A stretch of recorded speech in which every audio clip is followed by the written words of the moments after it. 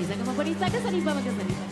and gentlemen, welcome back to DissDash. A little bit of diss, a little bit of dash. I am super psyched to actually be speaking to Falguni Shah, aka Falu, as we know her in New York and now all around the world. Falu, overall, how are you today? How's everything with you personally in this world right about now? It's really great, magnificent, and so exciting. I feel like sometimes God blesses you, and sometimes God blesses you in abundance.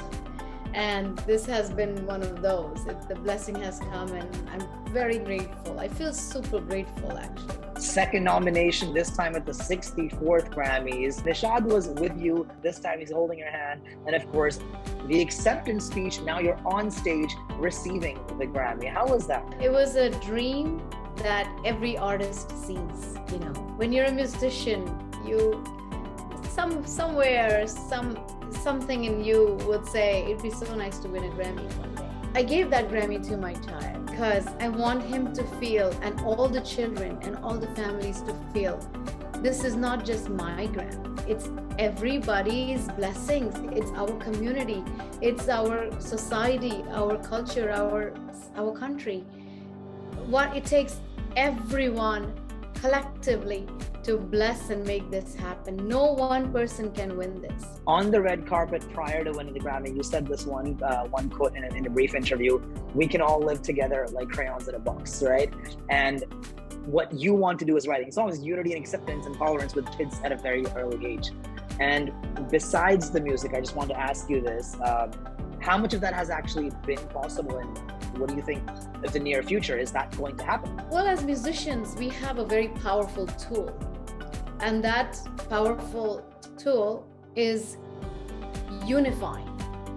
We have a way of crossing over boundaryless to either from one country to the other or from one soul to other.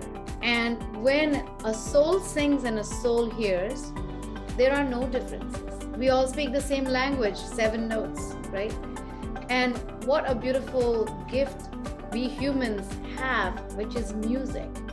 So if anybody is listening, we wanted to say a musical, positive, uplifting, joyful message to them that just as crayons have their identity, are different, so different, but live in a box together, we humans can at least try to not do war, to not really have violence in this world, but embrace each other, tolerate each other, accept each other, and try to stay harmoniously in this globe and in this world that we have inherited. 2018, we had Falu's Bazaar. 2022, we have A Colorful World. Any different approach that you took for this particular piece of music? Yes, I thought broadly. So Falu's Bazaar was written for my son, you know, exclusively for him, because I wanted him to draw and embrace his roots, and also draw from American culture, and not be ashamed of his heritage, but and be proud. So that was the message underneath making Falu's Bazaar.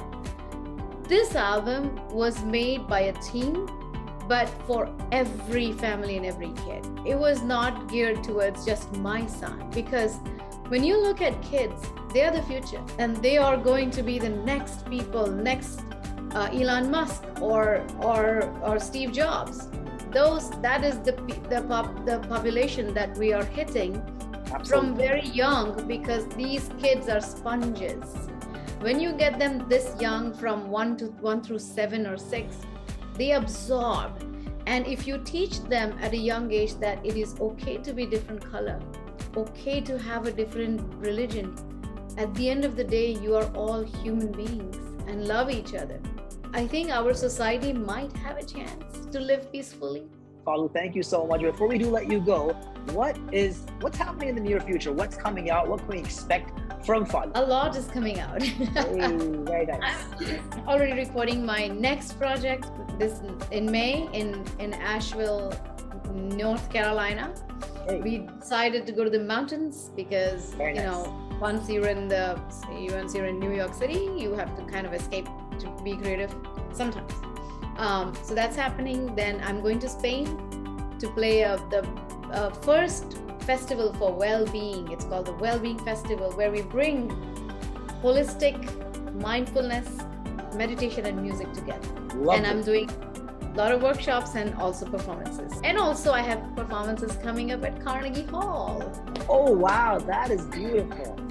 So we're very, very excited because these performances reach out to at least 20,000 kids and families. And when you are singing for families, it's just like they're getting the best of the best vibes, because kids are sponges and they just love anything you give them.